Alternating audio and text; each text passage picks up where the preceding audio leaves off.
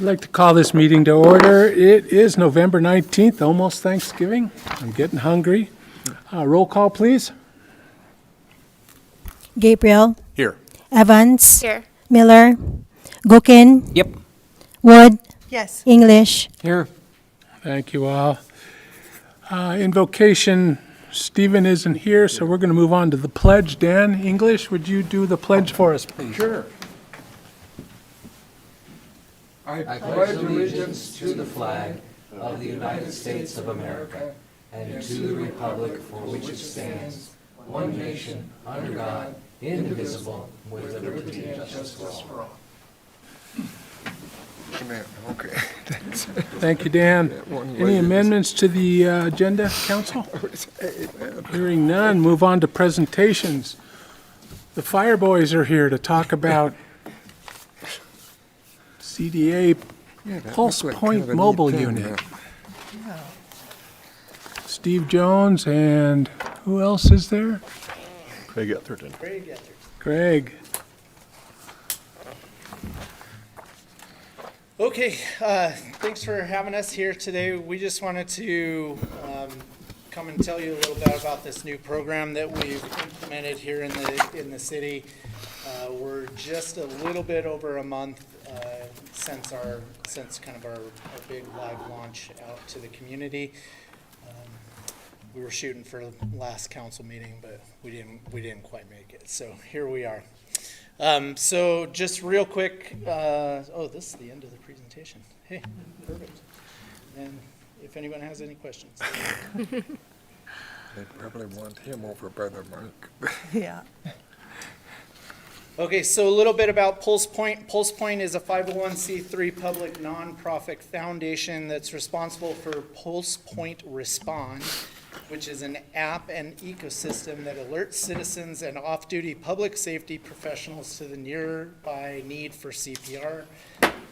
And it also provides an emergency AED registry designed to mobilize AEDs during a cardiac arrest event.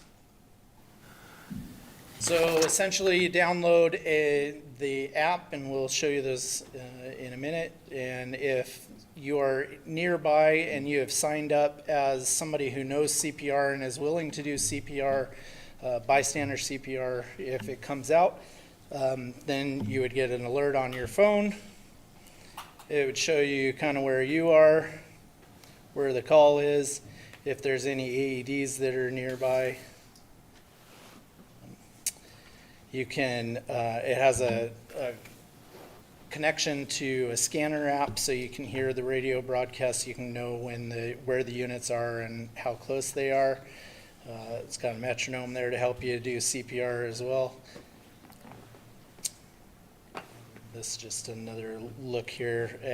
You could, that there's a lot of users out in the world that are using Pulse Point now, as it is. The Valley Fire, Spokane City started using it probably 4 or 5 years ago. And so just from their usage, when they started, this was our current user map or registered user map of people who were signed up to receive calls or respond to calls. And this is about when we started, the middle of October there. But you can see just from the Valley and Spokane City doing that we have quite a few people likely that work over there or recreate over there or something that live over here, and they're already signed up on the app.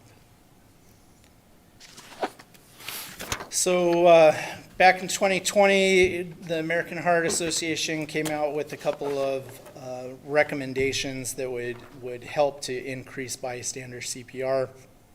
And one of those recommendations, they're here, right? So summoning willing bystanders, emergency medical dispatch system should alert willing bystanders to nearby events that may require CPR or AED. Use through a mobile phone technology, and notification of laypersons, rescuers via mobile phone app results in an improved bystander response times, higher bystander CPR rates, shorter time to defibrillation, and higher rates of survival to hospital discharge. So the American Heart Association has been trying to build up a system. This is a system that is out there and is working really good. So these are the apps. We would encourage you all, if you haven't already, to go ahead and download these apps, the PulsePoint Respond and also PulsePoint AED. With PulsePoint AED, if you're out in our community and you come across an AED, you can check the map, see if it's been loaded onto our database. If it hasn't, you just add that AED, and it just helps us to go out and build this database and have a lot of information available should the need arise. So within the program, it'll show us all of the AEDs that have been updated and uploaded into the program. And then we can go through and we can manage those and help clean up or verify that they are where they're at, or provide better descriptions maybe, or maybe somebody uploaded it and didn't put a picture. We can go in behind that and add the photo. So this is what you would see in the AED app. So you have a commercial building like this, and you can add a picture of the AED as it looks right there in live and on the wall, and then you can add a whole bunch of. You can add pretty much as many as you want. I think we have 5 at the Croc Center, and all of those have been loaded. Just added a new one at NIC this morning. So PulsePoint does an amazing job providing resources for departments or cities that are employing this program. So hopefully you guys all saw our banners there.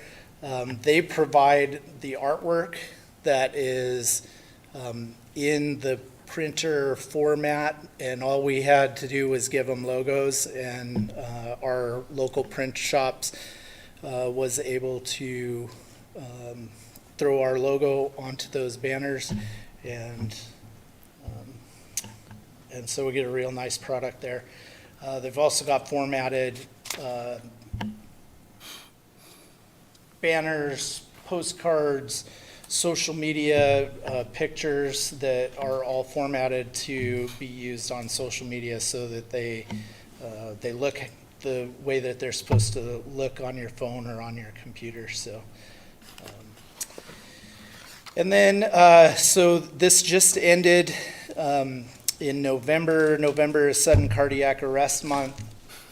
And PulsePoint did an AED registration contest. So anybody who registered an AED into the program was entered into this contest. They had a bunch of $500 gift cards that they were giving away, and also $5,000 worth of AEDs to the winning department. Unfortunately, we did not win. The winners, I think, with 544 AEDs or something that they got registered into the system. So we'll keep at it, and we'll see what we can do next year. Hopefully, we can win some AEDs. Just a little policy statement from the American Heart Association is. We suggest that the location of all AEDs in a community be known to the local emergency dispatch through the development of a national, regional, or local AED registries. We suggest that the AED location and status information be current and accessible to emergency dispatchers and available to AED locating systems such as mobile device apps. So, dispatch helped us to get all of the mapping all loaded, the locations of AEDs that we had at the time that we were uploading all of this. They have access to that, and they're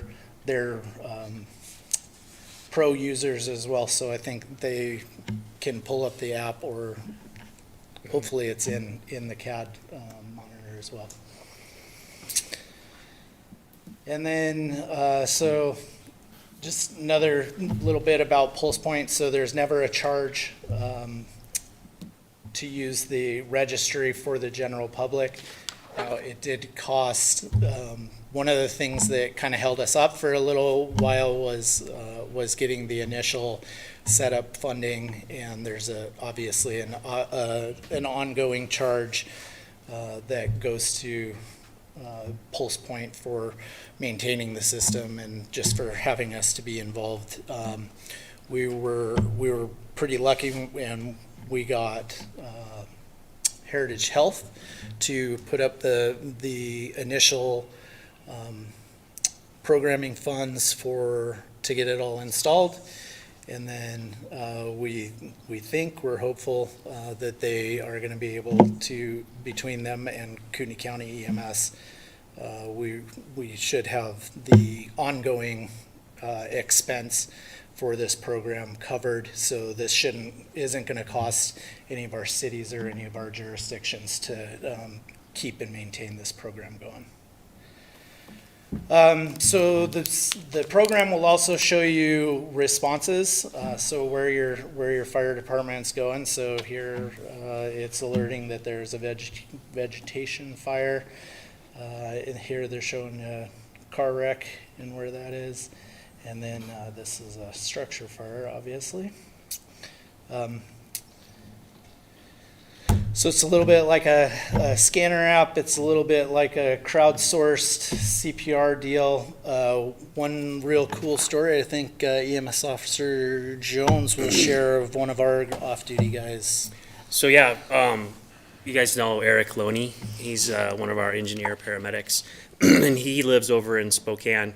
And I think it was last year before we had our program up and running, but because he was in Spokane, he already had this app downloaded on his phone and was out raking leaves. And fortunately for him, he was home, and a cardiac arrest came out around the corner, and he was able to respond from his home and help provide CPR until the fire department got there. This guy made a full recovery. We wanted to get Eric here to kind of tell his story, but unfortunately we weren't able to make that happen tonight. But I just want to let you know that since the implementation of this just over a month ago, we've probably had at least a dozen cardiac arrests within the county where people off duty have responded to try to help. So some of those have been what we call professional responders, first responders that get paid or they volunteer, but there's also been a handful of just general public people that have already downloaded this app and are actually stepping up to try and go out and help members of our community. So the biggest way that we can save the most amount of lives is early bystander CPR and getting them to the hospital as quickly as we can. So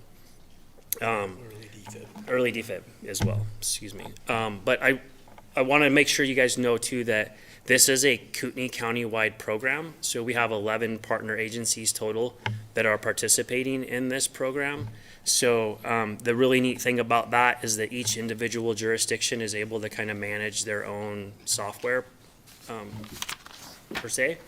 So we're able to add all of our own AEDs and keep all of that information and then run statistics and data off of that information that we get as well.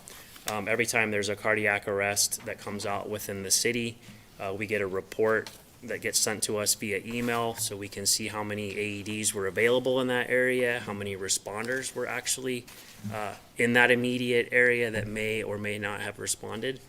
One of the big questions that came up with this initially was, what about public versus private residences? So the general public, when a call comes out, they only get notified with an address if it is a public place. So if there was a cardiac arrest at a private residence, the only people that are going to get notified of that with the actual address would be a professional responder, and we have full control over who becomes a professional responder within the city. So that was one of the big questions that came up early on was, well, we just don't want people going into, other people's houses when there's emergencies. So this is just for public places for the general public, and then, like I said, the professional responders, we get all of the information so that because we've obviously been vetted as professional responders, so it's a little bit safer that way. So we would entertain any questions. Okay, Dan? Sure. I went through the training down at and I see, I don't know, like a year and a half ago or something for the CPR and the AED and, about a half day or something.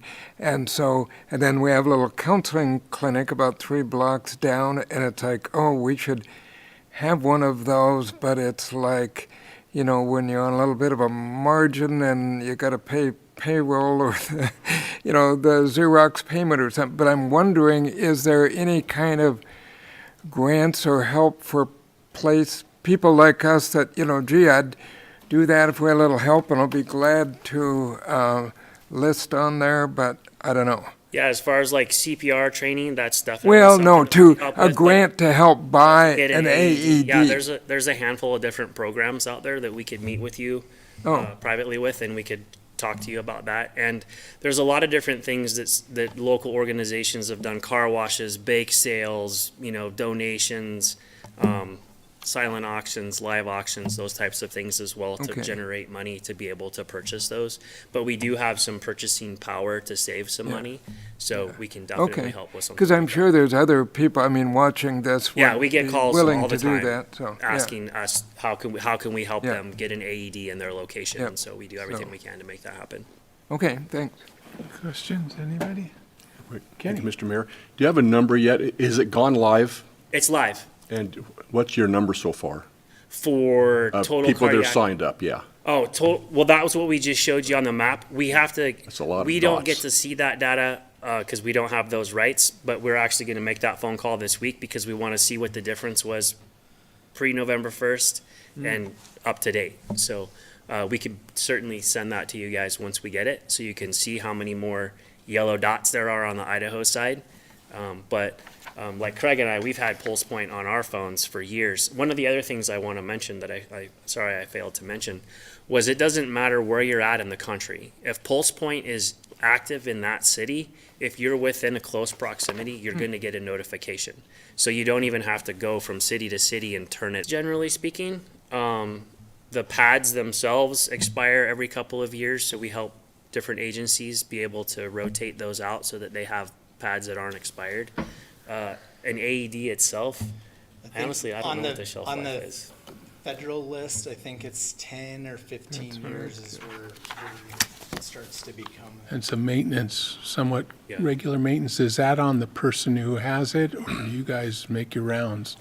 We'll help with batteries and pads, mostly pads, batteries on occasion, for city buildings and those types of things. But when it comes to a replacement, that's where we would do, like, set up a meeting with Mr. English, and we'd try to help them secure the funds. Thank you. Some of them have a trade-in. You can trade an old one in and get a little bit of a discount. So there's a bunch of different ways you can do it. But The last 2 years, we've applied for a FEMA AG grant to replace just our stock within the department. Questions, you guys good? Thanks, you guys, appreciate it. Didn't Amy Be or interesting to watch it grow, huh? yeah, we'll get you an updated map. There you go. right. Thank you. All right, next I have a proclamation, and Amy's going to read it. It's National Nurse Practitioner Week proclamation. Thank you, Mayor. Whereas nurse practitioners, NPs, have served a critical role as trusted healthcare providers for decades, and whereas NPs work to expand healthcare access in communities across our state, promote health equity and care, and improve health outcomes for all, and whereas patients depend on more than 385,000 licensed NPs in the United States to diagnose, manage, and treat their chronic and acute healthcare conditions, and whereas the confidence that patients have in NP-delivered healthcare is evidenced by more than 1 billion visits made annually to NPs across the country, and whereas more than half the nation, including 27 states, the District of Columbia, Guam, and the Northern Mariana Islands has adopted full practice authority legislation offering patients full and direct access to the outstanding care provided by NPs. And whereas Coeur d'Alene is proud to recognize and honor the service of NPs to our state, and now therefore, I, Amy Evans, Coeur d'Alene City Council Member, on behalf of Woody McEvers, Mayor of the City of Coeur d'Alene, Idaho, do hereby proclaim November 10th to November 16th, 2024 as National Nurse Practitioner Week. Thank you. And that, we are mailing that proclamation to somebody in DC. That's where they're collecting them, so it's a big national thing. Next one, a proclamation regards to Apprentice Week at NIC, a proclamation and a presentation from Kenny Gabriel, please. All right. Whereas National Apprenticeship Week is celebrating its 10th anniversary of raising awareness of the vital role registered apprenticeships play in providing opportunities to the people of Coeur d'Alene, and whereas allowing apprentices to earn while they learn prepares them and creates a pathway to well-paying careers and the ability to advance in those careers. And whereas registered apprenticeships enable employers to develop and train their future workforce while offering career seekers affordable paths to secure high-paying jobs with benefits.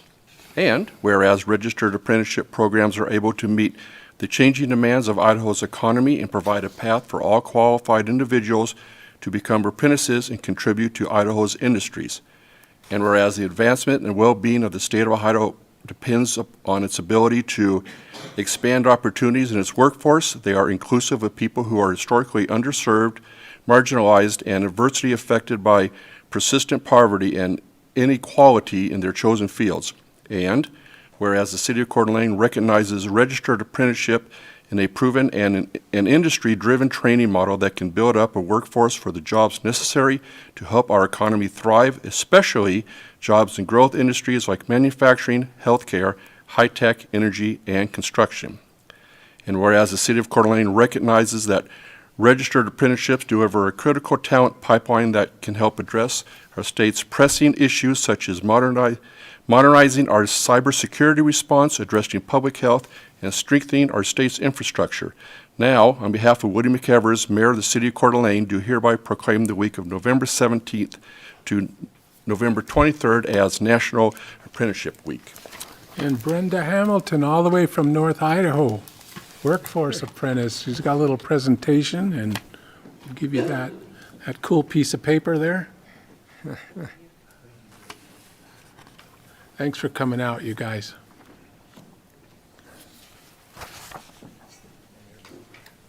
Yeah, that'd be great. Welcome. Thank you. I'm Brenda Hamilton. I'm the apprenticeship manager for North Idaho College Workforce Training Center. This is Colby Matilla, and he is the executive director for the Workforce Training Center. And thank you for the proclamation. We'd just like to talk a little bit about apprenticeship and what North Idaho College offers our community. Oh, you can. North Idaho College, we have apprenticeships in the electrical field, plumbing, HVAC, construction, heavy equipment, medical assistant, dental assistant, and a healthcare pathway for CNAs. Currently, we are focused mostly in the trades and healthcare, but we are always open to partner with businesses in order to create apprenticeships in other fields as well. All of our apprenticeships at the North Idaho College Workforce Training Center are Idaho DOPL approved. They are also federally registered apprenticeship programs, and North Idaho College was the first higher education institution in the state of Idaho to federally register their apprenticeships. And most recently, we have become VA approved as well, so veterans can utilize all of our apprenticeships. Apprenticeship is a time-honored method of instruction along with work experience that leads to some form of certification. Students can earn while they learn. They don't come out of 4 years with huge loans and debt. They come out with high-paying jobs. Most apprenticeships are usually 4 years. That is 144 hours of instruction per year and about 2,000 hours or full-time work per year. They average 2 to 4 years. Our plumbing, electrical, and HVAC programs are the only 4-year programs at North Idaho College. And traditionally, they are in the trades and construction, but we are breaking into other grounds like healthcare. Why apprenticeship? It's a quality training and you get a quality on the job experience. You don't go 4 years and get a degree and then decide that's not the field for you. Pretty quickly you will know whether or not you're in the right field, and that leads to lower debt. It also, on average, apprentices make more over their lifetime. Somebody who's gone through an apprenticeship. builds a loyal workforce, and it helps business also create the culture that they want to have. If anybody would like more information, we are at North Idaho College, and we have apprenticeships for everyone, everywhere. Thank you. We have any questions? Christie? Mr. Mayor, just a good time for a comment. First, I'd like to congratulate the new trustees that will be starting tomorrow. Looking forward to getting back to the tradition of the city of Coeur d'Alene having a really good working relationship with North Idaho College, because we're here to help you and share resources and help our citizens. Excellent presentation. I'm glad you chose to come before us to do it. I don't know if there's something in particular we could do to, help with your apprenticeship program. Maybe you could. Point anybody to us. Yeah, If you hear of anybody needing training, definitely send them our way. We'll do it. yeah. And in order to have an apprenticeship, you have to have business. You don't have an apprenticeship if you don't have businesses working with you. So we can't create apprenticeships unless we have businesses that want to partner with us. So if you know of a business that would like to create something, have them reach out. Great work. Thank you. Anybody else? I have to talk about food. Because restaurant people, I thought you guys did that at one time, way back. There was a program where people could train in food Actually, prep they and do. On the service. main campus of North Idaho College, we do have our culinary arts program, and they have just developed, I believe it rolled out this fall, an apprenticeship in the culinary arts. So you can of that, and with the journeyman's license there's a credential at the end. So we have at NIC, I believe, been offering those programs for about 30 years now, if not a little bit longer. And they are, at this point, self-sustaining. We have record numbers every year. Right now, we have about 1,000 apprentices in those 3 trades alone. Anything in the car engineers, what are they, mechanics? Mechanic? Yeah, those. We don't have anything currently. That's handled at Parker. Oh, There's okay. a full. Separate program. Yeah, so for the Parker CTE, they have a for-credit program that offers automotive, car maintenance, diesel, Okay. and Collision. thank you. Body work and all Yep. that? Yes, body Okay. work, yes. So that's separate from what you guys are doing? Yes. Yes, Okay. Thanks so much for coming out and doing this. Appreciate it. thank Thank you you. all. Beat the drum. Thank you. Thanks. All right, we're moving on to public comments. I've got 2 people signed up. Walter Burns, come on down, Walter. Thank you, Mr. Mayor, members of council. Let me get up what I'm going to read here. Walter Burns, chair of the Historic Preservation Commission here in Coeur d'Alene. And I'm speaking in support of Council Bill 24-1019, the ordinance defining a new demolition code review process for historic buildings. Coeur d'Alene's current process allows applicants to obtain an over-the-counter demolition permit without considering what is being torn down or what will replace it.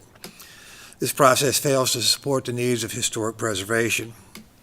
Over the past several months, the Historic Preservation Commission has worked very closely with city staff to develop an ordinance that will help protect Coeur d'Alene's historic resources and district character. Other cities in Idaho, including Boise and Twin Falls, place legal restrictions on demolitions and other changes to older structures. In contrast, the ordinance before you tonight has been carefully developed to both protect Coeur d'Alene's historic fabric without infringing upon an owner's property rights in any way. The ordinance is good for historic preservation, good for Coeur d'Alene, and it's for its residents. I urge you to vote in its favor. Thanks, Walter. Appreciate it. Jeanette Laster, how are you, Jeanette? Welcome to town. I always think of you way out there, Good evening, Council, Mayor McEvers, and community. Tonight, I just want to bring attention to an area that I'm concerned about with lack of signage. That's a traffic a concern for me.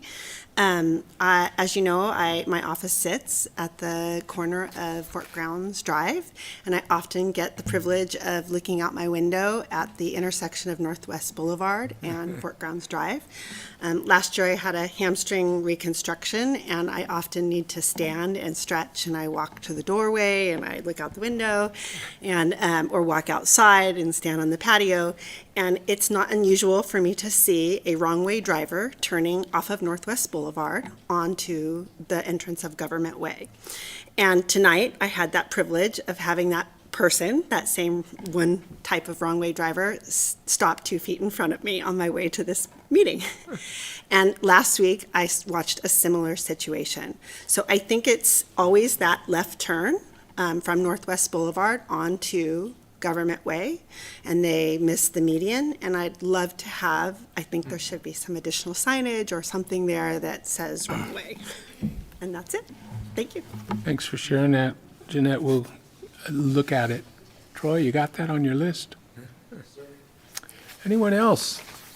Public comments, good stuff, not so good? Perspectives? All right, moving on. Council announcements, some good stories, I hope. Mr. Mayor, I just have one quick announcement. All right.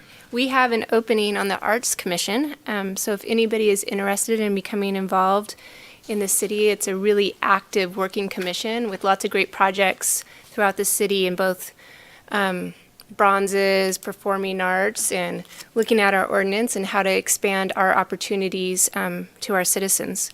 So I encourage anybody who's interested to visit our city website for more information. Anybody else? Christie? Oh, yeah, I do have a couple of things. Park and Rec, we hadn't met for a while. We met last night, and there's just a tremendous amount of information. So I would encourage council to read the minutes as they come to you, because it's really hard to recite all that information. Also, Mr. Mayor, I just wanted to talk a little bit about the process of when we fill positions that the council has approved. And I had some questions. This week, we filled 2 IT positions, and there was some confusion, lack of information on how some of that occurred. So my question to the city administrator and to yourself, I understand there's the one position that was approved by council, the police and fire IT position, is moving forward. But then there was an additional position added, and I don't really understand that position. Maybe you could give us some background on that. I think we can address that after the meeting. We'll get thrown here and keep after the moving meeting? forward here, No, let's hear it now. okay? Why do we have to wait till after the meeting? Well, it'd just be easier. I want to get through this meeting. Is that okay with you guys? I believe in transparency. I'd like to hear it now. Well, good. I'm running the meeting, so I'm just going to move forward. Anybody else with council comments? Sure. I think there should be mutual respect up here, and I think if a council person has a question, and that question can be answered during a meeting, that we should be able to answer it at the meeting. If we're saying we're going to do it after the meeting, we're telling the public there's something we want to hide from them. And quite honestly, I think what we're trying to hide here is that council should have some oversight and accountability for things that go on in this city. And there are things that go on in this city where occasionally council is not informed. And I think the public would be appalled to find that out. I don't like waking up and finding out something in the paper or hearing something that goes on at a meeting where I'm completely out of the loop. And that happens all too often here.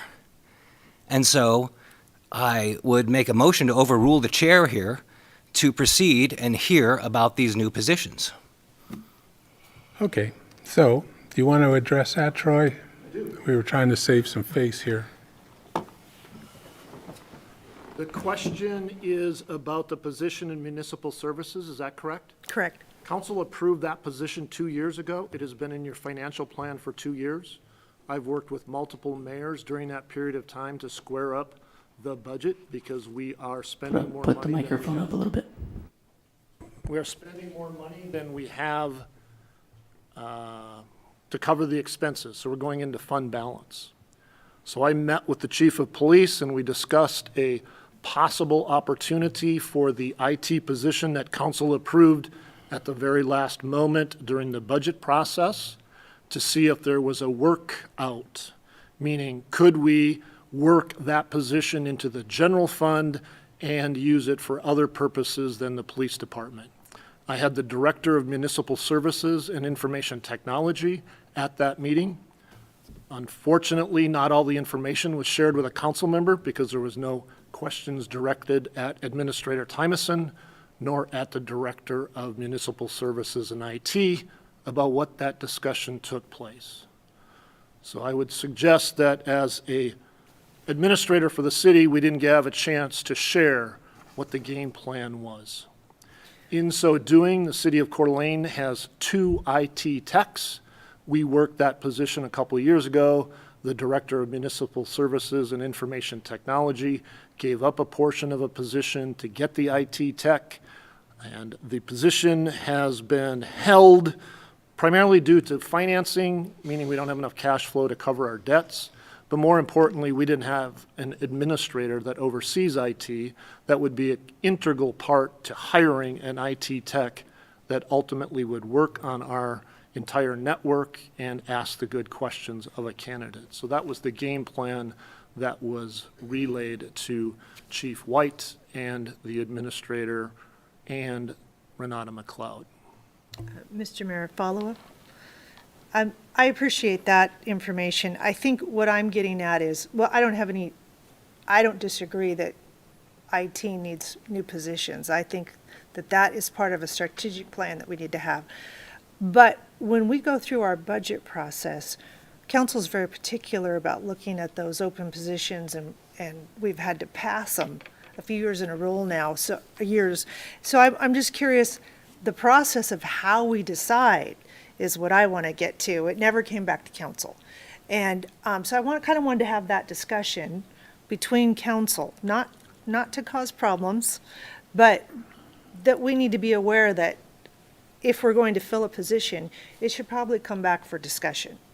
Even when the position's in the financial plan that you approved and we discussed it at budget workshops stating that there was positions that were being held? Yeah. It was fully disclosed. So you want every position that opens up that's in the budget to come back to you? I think that there's a number of them that haven't been filled. And so we should probably have a discussion about how we're going to pick and choose. I know that Councilman Miller has talked many times about a PIO position. I believe it's somewhere in the wish list.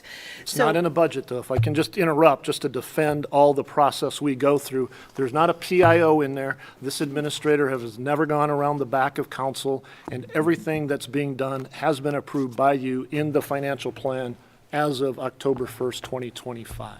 Yeah, I'm not looking to have a back and forth. I am just suggesting that council did also approve a public safety position, and that was going to be changed to something else. I would disagree with that. If I can't have a discussion with your directors, I'll go on the record that you have the wrong administrator, because we cut deals all the time to bring the needs of our constituents forward. You've talked with a director of Parks and Recreation. We've worked a number of processes in there to keep you at the level of the dollar amount that you've approved. I don't think it's a matter of needing a different administrator. I think it's just that we should have better communication between all of us. And Mr. Mayor, that's my point too. Troy, I don't disagree with anything you said about the requirements of a position. It's just that would have been a great email to send out to us. It would have been even better to have a presentation at the city and say, hey, here's what we're going to do. We finally have arranged to fill this IT position that you guys have approved 2 years ago, and here's how we're going to do it. And it doesn't even need to be anything we vote on. It could just be an information item. And that's really the missing piece here. Because otherwise, it seems like, I don't want it to seem like we're hiding something, but I mean, when we have a mayor who says, oh, no, we're going to say it after the meeting, and it could be as simple as you just said it here, then it's like, okay. But I think an email, an information item to us, something that keeps us in the loop, would prevent all this from happening. Just to go one level deeper, I would appreciate that courtesy coming from any elected that has that question. There's also the process where we show you who it is we're recruiting, so those would have shown up, and I would have appreciated, based on a meeting that I had, that I'm not sending out meeting minutes on, that I would be able to defend what it was that the game plan was, or the other director, so that we have the accountability that I demand and you expect. So thank you. Hi, Mr. English. Sure.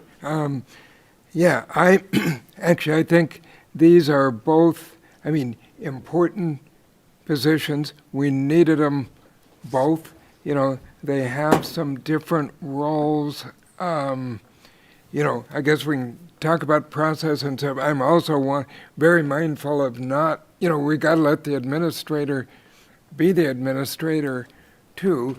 But that can be a separate discussion, but something I will just raise in public again, because I think it is germane to this and budget and money, is that, I think we need to take a very hard look at if we should keep the hospital district going. At the point that we created that, there was kind of a gentleman's handshake that they would do the PILT thing, payment in lieu of taxes, because, we don't get money on all their property. And they got a whole lot of property there, and they're getting more all of the time. And, I'm getting the sense, I'm not on, Ignite anymore, but still, I don't think anybody would be too upset if we said, let's shut that down. And that is going to generate something. And anyway, and so I think that is one alternative we need to really take a look. That's kind of a separate item, but very related. So, Anybody else? All right, moving on. Thank you. I have a couple of committee appointments to make, if I could. Beth Ann Fuller, Kim Torgerson, and Susie Freelar to the Child Care Commission, Michael Piera to the Design Review Commission, and Stephen Shepard is going over to the Historic Preservation Commission. So I'd like a motion for that, please. So moved. Second. Moved and seconded. Discussion? well, just again, I would just say that, I'm continually impressed. I know pretty much everybody on here, and we are fortunate we get very good, high qualified volunteers to do these things, people who, really have the background. So, I appreciate our citizens who do this stuff. So. All right. Anybody else? Look, I guess we're just all in favor. Say aye. Aye. Opposed? Thank you. Consent calendar, please. Mr. Mayor, I'd like to make a motion to approve the consent calendar as presented, including resolution number 24-092. Second? Been moved and seconded. Discussion? Comments? Hearing none. All those in favor say aye. Excuse me, Mr. Mayor, we need a roll call Thank for you. that. That's why you're here. Roll call, please. Evans, Yes. Gabriel, Yes. Gookin. Yep. English, Yes. Wood. Yes. All right, moving on. Resolution 24093. Todd from the Street and Leaf guys. How's the leaves out there, Todd? Well, good evening, Mayor and council members. Mayor Woody asked that I give you guys a quick update on Leaf Fest. It is going pretty much as planned, few surprises here or there. As of last Friday, we had completed everything south of Harrison.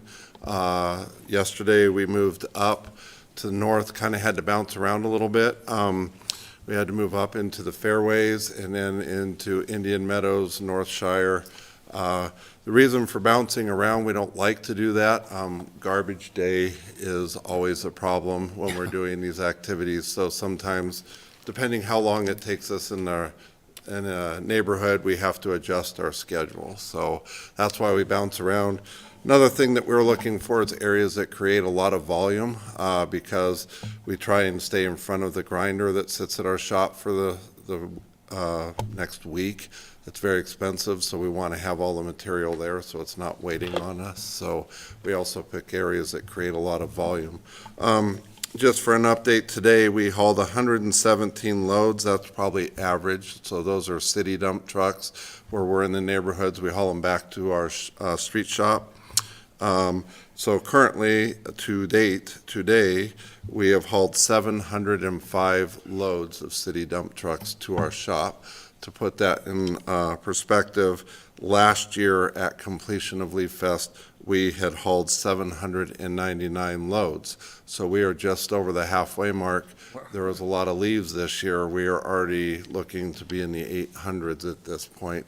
As we move further north, the volume shrinks, so the loads will shrink as well.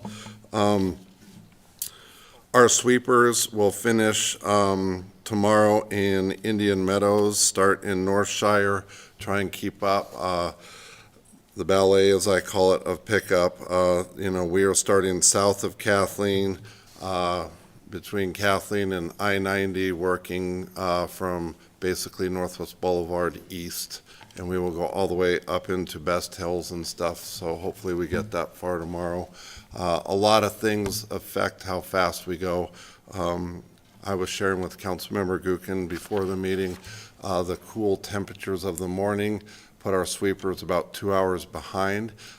When there's moisture and ice on the road, all that air flowing through the sweepers, they actually freeze up and those loads of leaves turn into a big popsicle. And then it's hard to empty them. So weather is always a problem. One thing we do ask is that citizens get their leaves out now. They don't wait. We don't forecast a date, a time we're going to be in your neighborhood due to breakdowns, weather, and garbage day. Sometimes we have to adjust, so I can't guarantee that you're going to see us as scheduled. So anyway, we are hopeful to be pretty much complete with Leaf Fest. Maybe some sweeping will hang on, but before the Thanksgiving holiday. Again, we are running about 4 days behind with our sweepers, so we're going to modify their schedules, possibly be sweeping this Saturday to try and catch up, because we have snow in the forecast in the next week. So, is there any questions on Leaf Fest? Okay. Guys, thanks. So now we'll move to the good stuff. It is time to replace one of our sweepers that do a good job during Leaf Fest. We run 4 street sweepers throughout the year. Leaf Fest, spring cleanup, we typically run all 4 of them at the same time. We then back that off to 1 or 2 sweepers through the spring and summer months once we've cleaned the town. We aim to sweep the entire city 5-6 times in a season, depending on how much wind we get. That can vary. So it is important that we keep rotating these. They last about 10 years. At the end of 10 years, they're pretty much wore out. We have 4 of them. They're on a 5-year cycle so that we're not replacing them all at once. We try and rotate them. Our drainage utility owns 3 of them, and the streets department owns the other one. This purchase this year would be through the drainage utility. We are looking to purchase a 2024 Timco Model 600 sweeper. It is a cab over design. The current price for that machine is $349,645 from PacWest Machinery. It is through Sourcewell Cooperative Purchasing Program, so they go ahead and they do all the pricing. We have also reached out to other vendors and feel this is the best that we can do on price. This picture that between the standard cab versus a cab over, you can allow for that kind of space. The rest of the sweeper back here is pretty much identical to what we currently run. The only other difference in this machine is right here in this area where the sweeper, the mouse is. There is a broom that goes across the back side of the head. So what that does, different from the other ones, it can be running and it kicks things up into the head, where the other ones are just vacuum, they just suck them up. So this one is really good during leaf pickup, spring cleanup, things like that where we have a lot of debris. We have not had one with this on it before, so we're excited to try that. One thing we like about the Timco brand is not a lot of bells and whistles. The last two we purchased were a different brand, a few more failures. They aren't as dependable. We really like this model. We've had great success with it in the past, so we are excited. The other thing is we've been looking for months for a street sweeper, and a week ago, the beginning of last week, this salesman showed up driving this into our shop and said that someone had backed out of this deal. It had 10 hours on it. It is a demo model because someone backed out, and so the price is a little more aggressive. It is still through the Sourcewell program. If we were to order one today from any of the manufacturers we're talking to, it's anywhere from 12 to 18 months to get one. So I told them that we were very interested and we started the paperwork. So at this time, I would entertain any questions. Questions for Todd? Mr. Mayor, I'll just confirm that this is in our current financial plan. It is in the drainage budget. We had budgeted 5 years ago $375,000 for the purchase of a sweeper, so it meets the price point. Right. No discussion. I'll look for a motion, please. Oh, it's a roll call. Dang. Starting to look a little better. Mr. Mayor, I move that we approve Resolution 24093, which is approving the purchase of a 2024 Timco Model 600 sweeper and cab through the Sourcewell Cooperative Purchasing Program in the amount of $349,645 from PacWest Machinery for the drainage utility. Second. Been moved and seconded by the Dans. Discussion. Hearing none. Roll call, please. Gabriel, Yes. Gookin, Yeah. English, Yes. Wood, Yes. Evans. Yes. Passes. Thank you, folks. Todd, thanks for all you're doing out there. Get some rest. Hillary, you are here for an adoption of a new section to the municipal code. Do you want to talk about that? Yes, I'd love to. Good evening, Mayor and council members. So this is an ordinance that's proposed and before you. It would apply citywide, and it would apply to both residential and commercial properties that were originally built prior to 1960, so anything built through 1959. And so the request before you this evening is to adopt this ordinance to establish a demolition review process. So I'll kind of talk through that. So decision point, of course, is are you willing to adopt this new section of the municipal code? It would fall within the historic preservation code. So demolition is kind of, right now it's in the building code in that process, but we thought because we're proposing it would go through a review by the Historic Preservation Commission that it makes more sense within the historic preservation code. And so it would fall within that, and it would establish a demolition review process. So a little bit of history. So City Council in 2019 was very supportive of historic preservation and continues to be. At the time in 2019, not only did we form a Historic Preservation Commission, but we adopted the Historic Preservation Code and became a certified local government. And so that makes us eligible to receive funding through the State Historic Preservation Office in support of historic preservation. In 2021, we worked with a consultant through the CLG program with grant funded to have a historic preservation plan created with a lot of community input, and that was adopted in 2021 by City Council. And then earlier this year came before you for a request to do a temporary moratorium on structures within the downtown, as well as properties that are on the National Register of Historic Places, excluding residential. So that was just for commercial properties. And so we have appreciated that, just to kind of give us time to work on this ordinance and to kind of identify our next steps and how do we work on establishing historic preservation and get started on a downtown survey, a request for proposals for that. So we've been busy on all of that. In the meantime, the Historic Preservation Commission, since its inception, has been busy trying to educate community members and work closely with the Museum of North Idaho, as well as the county's Historic Preservation Commission on informing more people about the importance of our historic resources in the community. So a little bit of history on this ordinance. So in working with our commission and in talking to our State Historic Preservation Office, We've looked at other communities. We've kind of talked about what would be the ideal process for Coeur d'Alene. And as you heard from our chairman, Mr. Burns, we wanted to have a lighter touch on this. We didn't want to have at this time anything that is saying, no, you cannot demolish your property. No, you have to have a certificate of appropriateness.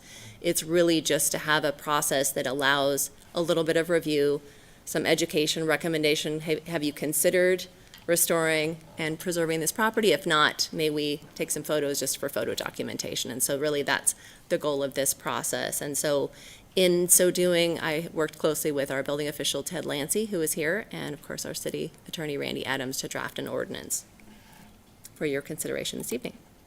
So this is a photo. It's not from Coeur d'Alene, but this is just something where this can happen if you don't have something like this demolition review process in place, that a historic property that was near and dear to people's hearts could pull a permit, and shortly thereafter, with no review, the structure could be demolished without the opportunity to look and help them determine, is it possible to preserve the building, or at least encourage them to salvage aspects that are unique and important, or at least take some photos. So again, that we have kind of a record of what existed in the city before it's lost. So a little bit of performance analysis overview. It really is, as I mentioned, it's kind of a light touch. It's just to have this demolition review process outlined. As I noted in here, it would apply to both commercial and residential properties, and it's to buildings and structures. So if there was some unique archway or something, that could be considered a structure. And it has to have been constructed originally prior to 1960. And so it really is, as again mentioned, education and provide feedback and an opportunity. So with this new proposal, with the application form, which was included in your packet, it's similar to what was in the original, or the current permit application. It just asks a few more questions and provides the opportunity for them to explain a little bit more about what they're proposing, as well as we've asked for 2 photographs of the exterior, one from the front and one from the rear. We're not asking for interior photos. We're not asking for anything elaborate. I'm looking for kind of a site plan and then what's proposed to replace it. And so how it would work is they would apply. It would come to the building department as they normally do. The building department would verify the age of the structure. So whoever's applying would look on the county assessor's page, and there it shows when the building was originally constructed. So they'd put that, building department would verify that, notify planning if it fell within that up to 1959, and then we would kind of say, yep, let's hold that one, don't issue that permit today. And then what we would do is we would check, planning would check to see if it's already on the National Register of Historic Places or within a historic district. And then we would notify, we are going to form a small committee of Historic Preservation Commission members that could be on call to go and do a quick windshield survey just to drive by. And if they say, no, there's really no concern here, doesn't have that kind of character, the historic character, then let's go ahead and issue the demolition permit. If it does look like there's something that's worth at least having the conversation and getting the photographs taken, then we would then schedule it at the next meeting of the Historic Preservation Commission. And the commission meets monthly, and we have subcommittee meetings also. So we have basically 2 meetings every month. So it would be a quick turnaround, and it would be the first item on the agenda. So that's really the goal, is to get it quickly turned around, have the opportunity for the public. It would be the neighbors just within kind of the adjacent and budding, so just in the surrounding area, they'd be notified. It wouldn't be a public hearing, and just to provide that opportunity for conversation. Once that's completed, if it's determined that we need photographs, we would schedule that with the property owner, and then we would be able to notify the building department. They can issue that permit if that is indeed the path that they want to go. So here's an image just showing kind of the new process for the demolition permit, and this has the addition of the photos of the structure added, a little bit of clarification on the site plan that's already required with the current one, but just kind of clarifying a few things in terms of, is it a partial, is it interior only? If it's interior only, it would be exempt. So if someone's just doing a remodel, we're not going to go through this process. If it's a dangerous building, it's also exempted. And then here's that where I noted, we're asking them, when was the structure originally built, just to kind of have them do a little bit of the legwork for us. We've also added on this signature page that they understand kind of this process. They're agreeing to participate in this process. So there are other communities, as Chairman Burns had noted. There's other Idaho communities, so Boise, Wallace, and Twin Falls. There's probably others as well, but these are the ones that we looked at that do have a demolition review process in place, and they do, in those communities, also have a certificate of appropriateness that has to be issued before they can issue a demolition permit. So we're not seeking that. Spokane, if you followed the news, the city council on November 5th adopted a brand-new demolition review and a requirement for salvaging of properties. That'll go into effect on December 4th. So that's taking it a step further as well. So financial analysis, so city staff reviewed this, and as well as the commission, we have found there would be no significant financial impact to either the city or the property owners. As I noted, it would be a quick turnaround. So the goal is to have within 1 month or less, we'd be able to get that meeting with the commission and get a determination for issuance of the permit. And if it's something that the windshield survey determines within a couple days, there's no need to have the meeting. We would be able to get that permit issued right away. So as noted down here, we feel strongly that any potential delay is outweighed by the benefits of preserving our history and at least getting photographs if we can't save the buildings. So the recommendation from our Historic Preservation Commission is that City Council would adopt this ordinance, and I did present to General Services Public Works Subcommittee last week, and recommendation to come to the full council for this presentation this evening. So the decision point recommendation is the City Council should adopt a new section of the Municipal Code, Section 2.85055, outlining a demolition review process for buildings and structures originally constructed prior to 1960 to go into effect upon publication of the ordinance. With that, I would stand for any questions. Thanks, Hillary. Any questions? Mayor? Kenny? I got to hear the general services, and I liked it, and we'll approve it. We'll vote to approve it. But I was thinking since then, a couple questions. The unique aspects you spoke of. Yes. If it's a door. Right. Just say it's a door. What happens to the door? Well, so we would ask that they consider, if it's something that's really unique, that they would consider salvaging it, and maybe the museum in North Idaho would want it. But what we put in there in the demolition permit on the second page is maybe the property owner wants to keep it. So, and if they say, no, we're not, that's going to cause too much issue, that's not a requirement. It's just we'd really encourage you, because there are some beautiful doors out there, and that came up recently. There was a historic property that needed to be abated. It was a dangerous building. It was next to a child care facility, and that was one of the oldest structures in the city. And some of the historic preservation community members found out about it after the fact and were very disappointed, because the door did have some significance and would have been something that the museum or someone else might have liked to have salvaged. Okay, thank you. Thank you. Anybody else? Questions? Dan? Thank you, Mr. Mayor. Thank you, Hillary. Love this. And this doesn't really step on anyone's rights, so property owners can go ahead and demolish the home, even if the historical commission says, yeah, this is historical. They can go ahead and do that. They can. Okay, so why is there an appeal thing then? It's just in our code, and so in working with our city attorney, we decided it was good just to have it. It's standard language, so I don't see how they would really appeal it, because it's, again, there's no final determination saying, no, you can't demolish it. It's just language that's in our code. So if they felt that we were wrong in saying it, through the windshield survey, it needed this meeting with the commission versus issuing a demolition permit the next day, maybe that would be an appeal. What if they just want to tear down their garage? Garages are included. We had discussed, do we want to exempt those or not? But at this time, and there are some that are significant.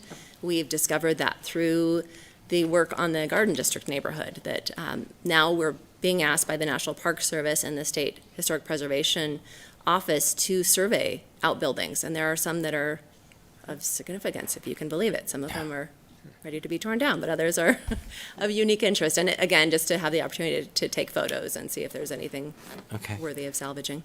For the photos, which you just mentioned, is there a requirement regarding resolution or format or anything like that? Not at this time. In speaking with building official Ted Lancey, he had said that it would be ideal to have them in digital format. I don't know. It might be helpful to specify a certain resolution. I'm just guessing if they come in and they're of very poor quality, we would say, can you probably want to check try with a little them. harder? If these go to the museum, probably want to see what the museum. Okay, so you're saying not with the application, but once we take photographs, if it's determined it's significant. Yeah. Yes, so exactly. The museum would want those, so we could coordinate with them on we that. do like whatever their quality would be. That would be good. And I talked to Walter on the phone. So 1960 was chosen because, So anything historic is 1950 and older. I'm sorry, 50 years or older, sorry. So we decided that's a lot of inventory, and we aren't really sure the buildings in the 60s, 70s are really of historical significance or of interest to the community at this time. In the future, that might change, but we thought the 1959 was a good kind of cutoff. There's a lot of buildings, like the Rogers, even Runge's and Trader Joe's building, the Idaho Trust Bank, that are kind of that interesting, the 1950s kind of era buildings. At this point, we didn't feel anything in the 60s or up to 1974 was of as much interest. so fast forward 50 years from now, we're all dead. Are we going to change that date? Yes, I Okay. feel strongly that at some point, hopefully there's some really significant architecture coming. Very good, thank you. Shed roofs, right? The new look. Anybody else, questions? I had two. When you used the historic district Yes. and then the National Registry. Yes. Can you tell me the difference between them and what impact it had in this?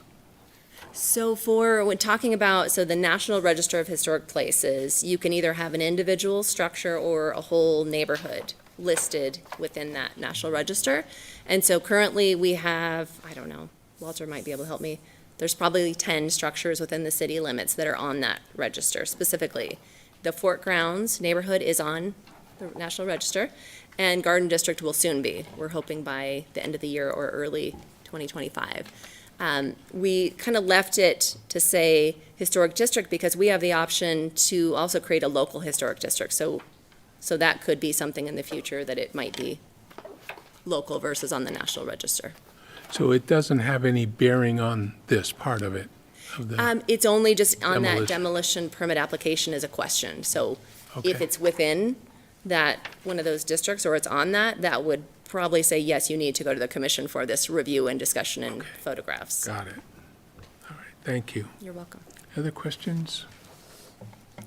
Look for a motion, please. So, Mr. Mayor, this is an ordinance, so I'm going to start by moving to dispense with the rule and read Council Bill number 241019 once by title only. Need a second? And it dies. Second. Oh, Dan. Sorry, I'm slow on that one. Okay. Joe? Gabriel, Yes. Evans, Yes. Gookin, Yes. English, Yes. Wood. Yes. Okay, would you read the title, please? Joe?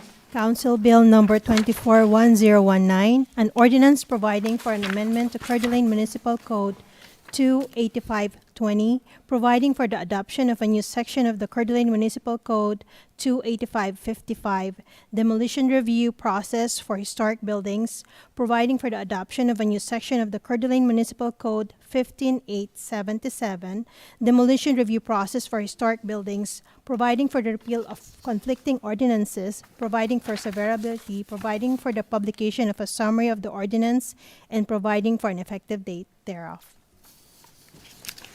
Okay, look for a motion, please. So, Mr. Mayor, I would make a motion to adopt Council Bill 241019. Second. Been moved and seconded. Discussion? Thoughts? Hearing none. Roll call, please. Gabriel, Yes. Evans, Yes. Gookin, Yes. English, Yep.